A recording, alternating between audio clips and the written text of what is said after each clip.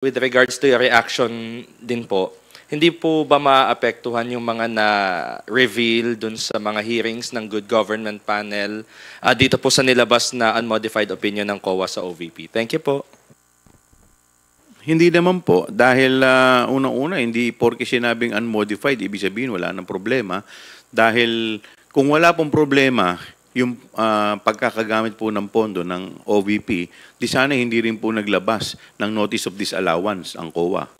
So, maliwanag naman po ang ating naging mga issue sa ating impeachment complaint sa mga articles. Ito po yung nilatag natin.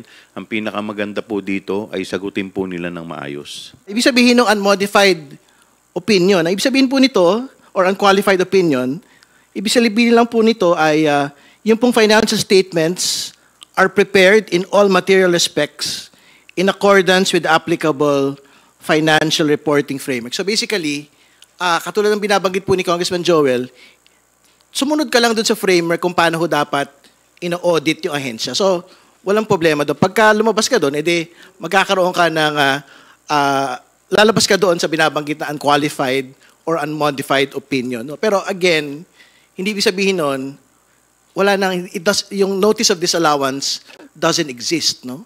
Yung 73 million na pinapasoli, pinapasoli pa rin po hanggang sa araw na ito. So, ibig sabihin, iba hong ruta yun, ibang batayan kung bakit po may ganun pong notice of disallowance na ibinigay dito po sa OVP. Follow-up lang po. So sa makatwid, kahit po gamitin ng kampo ni VP Sara ito pagdating ng impeachment trial na kumbaga nakakatanggap nga po sila ng ganitong rating mula sa COA, hindi pa rin po uubra yun? Sa akin po paniniwala, hindi po. Dahil paano po nila ipaliliwanag kung paano nila ginamit o ginasta yung 125 million in 11 days. Kahit naman po hindi tayo auditor, kahit hindi naman po tayo COA, tingin ko naman po, hindi naman po kinakailangan maging matalino para masabi na wala, no, ito'y may problema o wala. Again, babalikan din ho natin yung ilan po sa mga ebidensya, no, particularly doon sa paggamit po ng mga safe houses.